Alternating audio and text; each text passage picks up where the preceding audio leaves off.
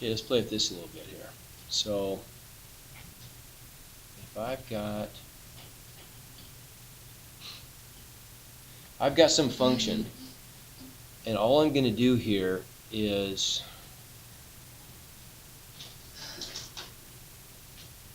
I'm going to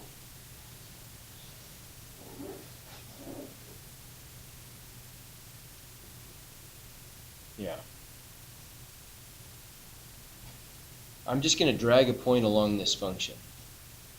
Okay, let's talk about, so would you agree that you can see the green tangent line there is increasing, right? Everybody agree? I mean, the green tangent line is positive, so the function is increasing. Let me zoom in just a little bit so I can control this a little better. At this point right here, it's going to go through a transition where it goes from increasing to decreasing. And then, so this kind of stuff we were just talking about, right? It's going to be negative for a while, and then it becomes 0 again, and then it becomes increasingly positive as I move further on to the right. Okay? So that's why we would say this function is, the derivative is positive on the interval up to that x value, right? Then the derivative, then it becomes a decreasing function, so the derivative is negative valued between that peak and that valley. And then it becomes positive valued again as I move to the right of this valley. Okay? Think what a derivative is, though. A derivative is the rate of change of y. Agreed? So as I move to the right, it makes sense to us, right? That as I take steps to the right, the derivative is positive when y is increasing. That gives us a positive slope. Okay? So the next challenge is we want to go one step further with that. We want to try to think about the second derivative and what that means graphically, right? So the second derivative is just the rate of change of the first derivative, okay? So what I want to challenge you to think about, I don't have much time, I want you just to start to think about this.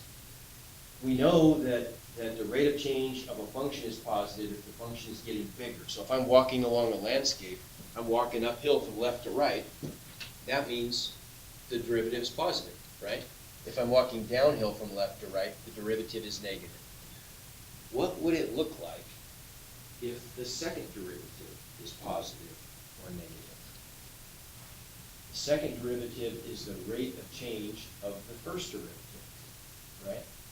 So think what that means. If I'm walking along a two-dimensional landscape, and as I move to the right, the rate of change of the first derivative is positive, what does that mean? A step to the right means what's happening with the first derivative. If it's the rate of change of the first derivative is positive. What's that mean? You're right. The rate of change of the first derivative is positive. It means the first derivative is doing what as I'm moving to the right? Think about it in terms of the relationship between the function and the first derivative. The first derivative is positive if when I move to the right, the function increases, right? So every step the ant takes to the right in this vicinity right here, this region, moves to the right, he moves up, moves to the right, he moves up, moves to the right, he moves up. Positive first derivative. Over here, he moves to the right, he's going down. Moves to the right, he's going down. It's negative there. If I move to the right, and the second derivative, which is the rate of change of the first derivative, is positive, every step to the right means what's happening to the first derivative. It's increasing. What does an increasing first derivative look like?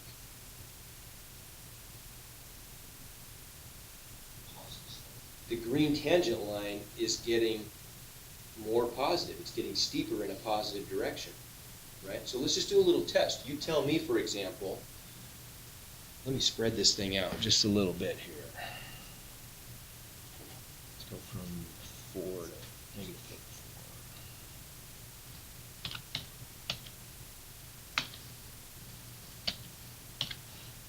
4. Okay, so you tell me, like right here, for example, as the ant is moving along from -2 to -2 point something, is the derivative increasing? I'm going to step from there to the right a little bit. Watch that green line. Is it getting steeper in the getting a steeper positive slope or not? No, it's decreasing, right? Still decreasing. Still decreasing, isn't it? It's getting less positive or more negative. Still decreasing. Still decreasing. Still decreasing. Still decreasing. Still decreasing. Decreasing. Decreasing. What about now, though? It's getting more positive, isn't it? You see that? You can kind of think about this as the rotation of that tangent line about the point of tangency. Would you agree that as I'm moving from right to left, as that green tangent line is rotating about the point of tangency in a clockwise sense, doesn't that mean it's getting less positive or more negative? So the second derivative must be negative during that whole part right there where the function is rotating about its point of tangency, the tangent line is, until I get somewhere about in there, right? And now it switches around and it starts to rotate the other way. It starts to get more positive. How does that relate to the shape of the curve? This seems to be the point of transition right about there.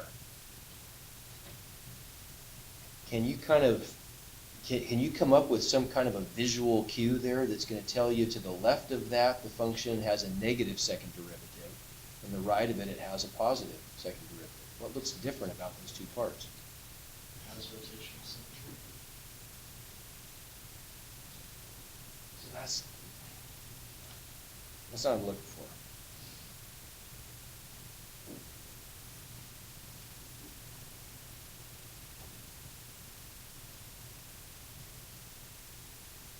There's some cues there.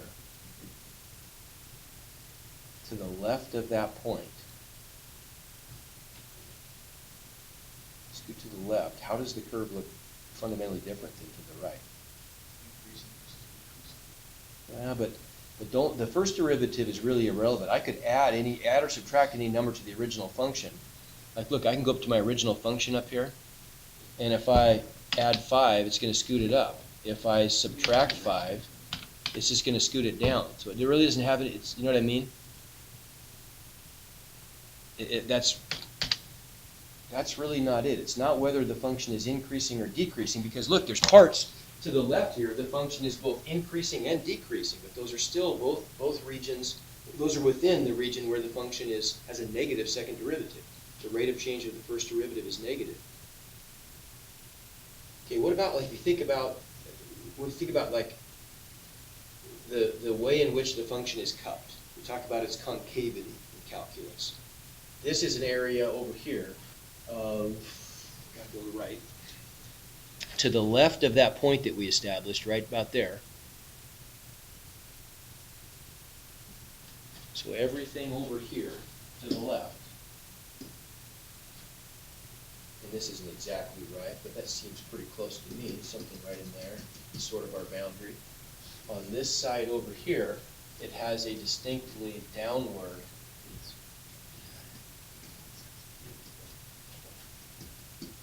concavity. So one way to think about that is it would tend to shed water if there were a two-dimensional rainstorm falling from above, right?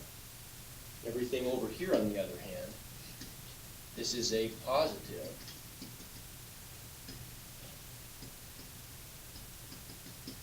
concavity. It tends to catch water, two-dimensional water falling from vertically down, right? Okay? That's kind of a hokey way to think about it, but it kind of gives you a visual cue a little bit. An easier way to think about it maybe is if you think about the tangent line. What do you notice about the relationship between the tangent line and the curve when we have a downward concavity or a negative second derivative compared to the relationship between the tangent line and the curve when we have an upward concavity? More negative versus more positive. Where does the tangent line sit relative to the curve here, top or bottom? Bottom. Everybody agree that the curve is on top of the tangent line if it's a positive concavity? And the curve is below the tangent line if it's a negative concavity, downward concavity, negative second derivative. Okay? Those are important things though, right? In calculus, we want to know not only about the slopes, but we want to also know about the concavities. Like at that point in the middle, right here, We gotta go, I know. At this point where we change concavities, that's a really important point in calculus. We call that a point of inflection, and those are sometimes more important to us even than peaks and valleys, right? So we'll pick it up again tomorrow. Roy, Yep.